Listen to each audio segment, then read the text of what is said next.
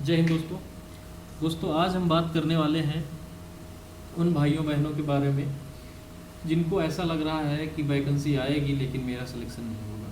कारण कि उनको ये लग रहा है कि मेरे टेस्ट में अच्छे नंबर नहीं आ रहे हैं, या फिर मेरा ये सब्जेक्ट बहुत वीक है, ये सब्जेक्ट बहुत कमज़ोर है, मैं इसको अच्छा नहीं कर सकती हूँ, तो मेरे नंबर कम आएंगे, इस कारण से हम सिलेक्शन नहीं ले पाएंगे। तो आज हम उन्हीं लोगों के बारे में विशेष चर्चा करेंगे कि कैसे एक अच्छी रणनीति बना करके हर सब्जेक्ट के पीछे और कम पढ़ के कम समय में उतने नंबर लाए जा सकते हैं जितने से सिलेक्शन आसानी से हो जाए, इस पर बात करेंगे। देखो, बिना रणनीति के अगर कोई युद्ध लड़ोगे तो हारना श्योर है। ठीक है, जहां पर आप थोड़ा सा दिमाग लगा के काम करेंगे उसमें आप नए नए रास्ते खोज लेंगे और जल्दी से पहुंचने के तरीके खोज लेंगे। ठीक है, अब आपको कोई काम दे दिया जाता है, आप भिड़े पड़े हो,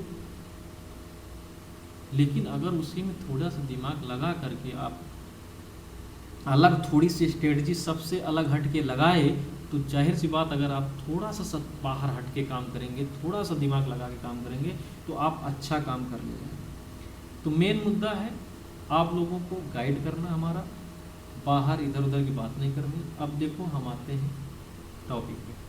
4 सब्जेक्ट होते हैं यूपी पीक में, हिंदी, रीजनिंग, मैथ और जीएस। इन चारों सब्जेक्टों में अगर बहुत अच्छी रणनीति बनानी, देखो हमको टॉपर वालों लड़कों के बारे में नहीं बात करनी है, हमको ऐसे लड़कों के बारे में बात करनी जिनको लग रहा है कि हम सिलेबस को कंप्लीट नहीं कर पाएंगे या फिर हम किसी न किसी प्रकार से कट ऑफ से पीछे ही रहेंगे क्योंकि हमारे टेस्ट में अच्छे नंबर नहीं आ रहे, तो उनके बारे में बात करने वाले हैं। तो 4 सब्जेक्ट होते हैं जिनमें 2 सब्जेक्टों में 37 और 2 में 38 क्वेश्चन पूछे जाते हैं। अब हर सब्जेक्ट के पीछे एक राज है। जैसे एक एक सब्जेक्ट पढ़ के आपको विस्तार में बताता हूँ। जैसे सबसे पहले आप ले लो रीजनिंग। अब रीजनिंग लगभग जितने लड़के पढ़ रहे हैं सबको रीजनिंग लगभग आती है। कुछ लोगों को बहुत कम आती होगी जो नए होंगे एकदम, और जो लोग रीजनिंग में थोड़ा थोड़ा टाइम दिए होंगे उनको रीजनिंग अच्छी लगती होगी, रीजनिंग में आता होगा। अब रीजनिंग में जो मुख्य टॉपिक होते हैं वो 6 से 7 होते हैं। अब लड़के क्या करते हैं, लगातार सारे टॉपिक में भटके पड़े रहते हैं कि इधर की चीज़ उधर की चीज़, इधर की चीज़ उधर की चीज़, बिना मतलब के कुछ काम किया जाता है। मुख्य 6 से 7 टॉपिक, अगर 6 से 7 टॉपिक आप रीजनिंग के तैयार कर ले गए तो यकीन मानिए 25 से, अगर 37 क्वेश्चन आए तो 25 से 30 के बीच में आप 5-6 चैप्टरों से ही क्वेश्चन सही कर सकते हैं। तो अब ये 5 से चैप्टर कौन से हैं ये हम आपको अलग से वीडियो बनाएंगे रीजनिंग का। ठीक है, तो रणनीति हर सब्जेक्ट के पीछे बनाना है सभी को, क्योंकि बिना अगर रणनीति के पढ़े जा रहे हो तो नंबर नहीं बढ़ेंगे। अब आते हैं सेकंड पे, मैथ। अगर आपको मैथ अच्छे से आ रही है, समझ में आ रहा है, तब तो मैथ पे आप फोकस करिए।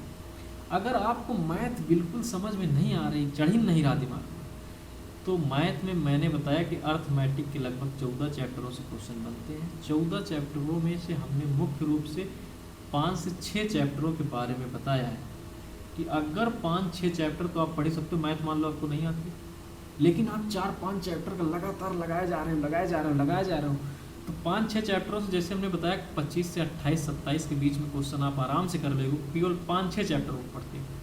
तो आपको क्या ज़रूरत है, जैसे मैथ नहीं आ रही तो पूरी मैथ के चक्कर में पढ़े, 4-5 चैप्टर 6 चैप्टर बताए हैं तो उन्हीं पे पढ़ो ना।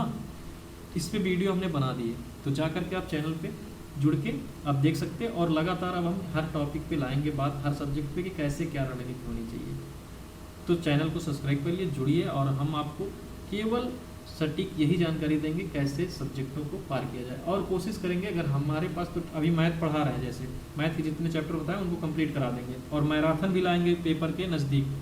हर एक सब्जेक्ट जितने क्वेश्चन बने हैं उनके एक एक क्वेश्चन करवा देंगे आपको। तो जल्दी से कैसे किया जा सकता है, ट्रिक बेस में, ऑप्शन बेस में, कैसे, हर तरीके से आपको वाकिफ करा देंगे। हालांकि अभी हम एक एक क्वेश्चन समझा रहे हैं, तो आप चैनल में जुड़िए, आपको एक एक बात पता चलेगी, हर सब्जेक्ट का लेके आ जाएंगे। अब आती है बात हिंदी।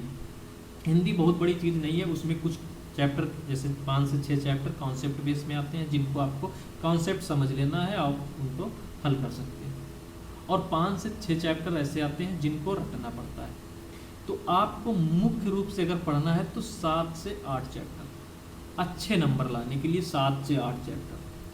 अब वो कौन कौन से चैप्टर हैं ये हम अगले वीडियो में जब हिंदी का लाएंगे तब बताएंगे, ठीक है। तो आप रणनीति अपने हिसाब से बनाइए अभी, लेकिन जब हम लाएंगे आपको बहुत जल्दी इसके बारे में बता देंगे कि कितने कौन से चैप्टर पढ़ने, जैसे मैथ पे हम बता चुके हैं। तो अब हिंदी में 5 से 6 चैप्टर ही पढ़ने हैं आपको। आई जीएस की बात, जीएस में देखो, जीएस में बहुत बर्डन चीज़ें पढ़ाई जा रही, बहुत, क्योंकि इतना बेसिक से क्वेश्चन बहुत हार्ड नहीं बनता, बेसिक से क्वेश्चन बनते हैं। अब बेसिक से क्वेश्चन ऐसे चीज़ें पढ़ना है जहाँ से 100% क्वेश्चन बन ही जाना है और वहाँ से कुछ ना कुछ निकाल लेना। जैसे 37-38 क्वेश्चन बनना है रीजनिंग में, जीएस में, तो जीएस में 37-38 क्वेश्चन में जो 25 क्वेश्चन के लिए, इसका मतलब उसको बहुत ज़्यादा जीएस आती है। और जो 15 से 20 क्वेश्चन कर ले जाए, इसका मतलब उसका बेसिक चीज़ें नॉलेज है वो कर ले जाए। तो हमको क्या करना है, केवल इसलिए पढ़ना है कि सिलेक्शन कैसे लिया जाए, बीच का रास्ता अपनाया जाए।